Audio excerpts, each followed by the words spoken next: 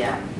Memang dalam ketika kami berinteraksi, jadi saya dan beberapa anak didik Aldo berinteraksi, dia mengatakan bahwa banjir ini adalah memang fenomena global. Ini terjadi di mana-mana, baik di negara maju maupun negara berkembang. Dan sebuah studi, kalau tidak salah juga melibatkan PU Pak Menteri, mengatakan bahwa hampir seluruh pulau-pulau di Indonesia ini juga daerah-daerahnya, kota-kotanya juga terkena banjir, tidak hanya di Jakarta. Tapi menurut saya yang belum kelihatan adalah adanya komitmen dan konsistensi dari para pemangku kepentingan yang ada di negeri ini, terutama kalau kita bicara Jakarta atau Jabodetabek, adalah yang di Jabodetabek ini. Pemangku kepentingan itu kan termasuk dari pejabatnya dan kemudian juga termasuk masyarakatnya dan para pengusahanya. Tetapi kalau kita pilah-pilah lagi, maka di antara para pemangku kepentingan itu yang kita gugat komitmen dan konsistensinya dalam penanganan banjir adalah mereka yang diberikan amanah lebih banyak, mereka yang diberikan kekuasaan untuk mengelola wilayah ini. Artinya, kalau sekarang kita sudah tahu problem Jakarta banjir itu ya karena resapan airnya kurang, drainasenya mampet, ya kan, di hulu terjadi penebangan hutan dan segala macamnya. Solusinya tadi sudah sebutkan, tapi problemnya apakah solusi yang ditawarkan itu bisa diimplementasikan seperti yang direncanakan? Jadi memang tadi dikatakan KLH itu sering diminta sebagai dewa penyelamat untuk hal banjir ini. Tetapi kami memang terbatas pada wewenang, yaitu antara lain strategi, kebijakan, dan juga tentunya koordinasi. Untuk ini KLH banyak bergantung pada soft power yang dimiliki oleh Kementerian Lingkungan Hidup, yang saya rasa agak jarang dimiliki oleh lembaga-lembaga lainnya. Jadi kami bekerja sama dengan banyak sekali organisasi massa, juga lembaga-lembaga swadaya masyarakat yang mau mendengarkan pedoman-pedoman maupun masukan-masukan dari kami.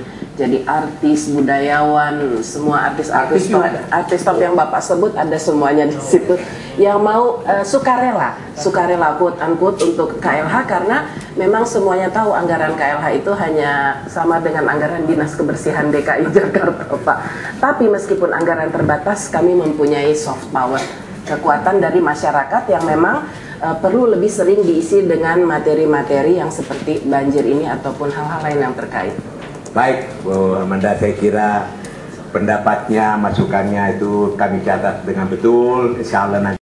Dan sekarang bagaimana itu berjalan, berjalan simultan gitu, Pak. Nah, nggak bisa juga kampanye-kampanye aja tapi juga tidak diikuti. Kemudian berikutnya menurut saya tidak kalah pentingnya adalah karena DKI kan punya aparat sampai tingkat bawah ya, itu harus lurah-lurah itu harus bisa membuat peta bagaimana mengatasi problem banjir di wilayahnya, dan mereka harus membuat gerakan-gerakan yang secara terus-menerus untuk mengatasi masalah itu. Misalnya soal penghijauannya, kemudian soal pembersihan saluran, karena kan di Jakarta itu kan data BPLHD hanya sekitar 26% itu air yang bisa terserap tanah, sisanya itu kan mengalir langsung ke laut. Nah, kalau karena mengalir ke laut itu problemnya kalau drainasenya nggak jalan, itu kan menjadi tersebar menjadi banjir. Contoh paling gampang kan pekan lalu lah di daerah Kelapa Gading itu banjir, padahal kali Sunter dan kali Cipinang yang melalui daerah tersebut kan relatif tidak tinggi gitu. Tapi karena hujan di daerah situ dan drainasenya jelek, akhirnya banjir. Begitu juga beberapa waktu lalu di kawasan Sudirman Tamrin juga begitu.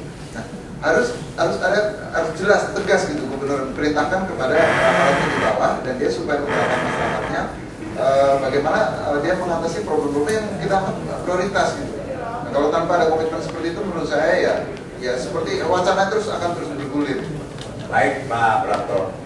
Setelah selesainya Pak Prapto dari dunia pers memberikan penekanan tambahan, maka kami bisa mengatakan bahwa diskusi pada hari ini cukup banyak hal yang positif, terutama kepada masyarakat selama ini, juga kepada pemirsa-pemirsa yang selama ini belum tahu bahwa pemerintah sudah cukup banyak melakukan hal-hal untuk menanggulangi banjir.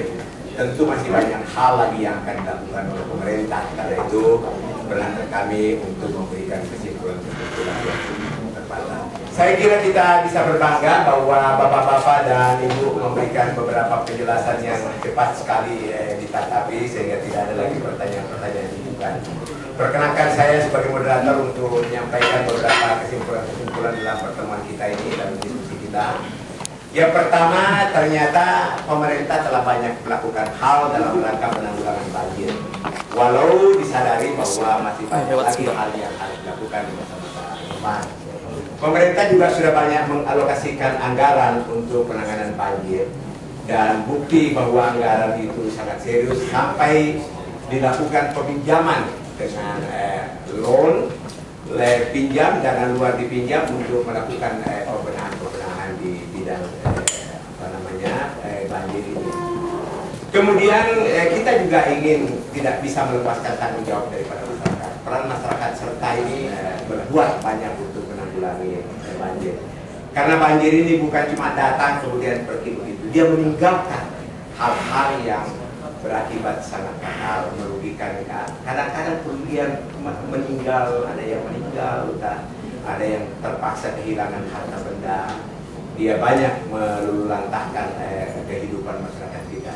Saya kira para pemirsa dan hadirin sekalian, inilah diskusi kami dengan Bapak Djoko Kirmanto, Menteri Pekerjaan Umum Republik Indonesia, Bapak Baskar Suseta, Menteri dan Ketua Bappenas, Bapak Hardy Susilo, Wakil Ketua Komisi 5 DPR, dan Pak Suprapto, juga dari redaktur Warta Kota yang memang banyak dalam ini. Kemudian dengan Ibu Amanda Katili. Kalau kita dengar Katili, berarti beliau itu ayahnya adalah seorang profesor yang juga mendalami beberapa disiplin ilmu pada masa-masa yang lalu. Saya kira kami dari Partai Golkar menyampaikan terima kasih banyak atas kesediaan Bapak untuk datang ke tempat ini, dan kami punya keyakinan bersama dengan Bapak bahwa apa yang kita lakukan pada hari ini pasti akan ada manfaatnya untuk masyarakat luas. Sekian, wassalamualaikum warahmatullahi wabarakatuh.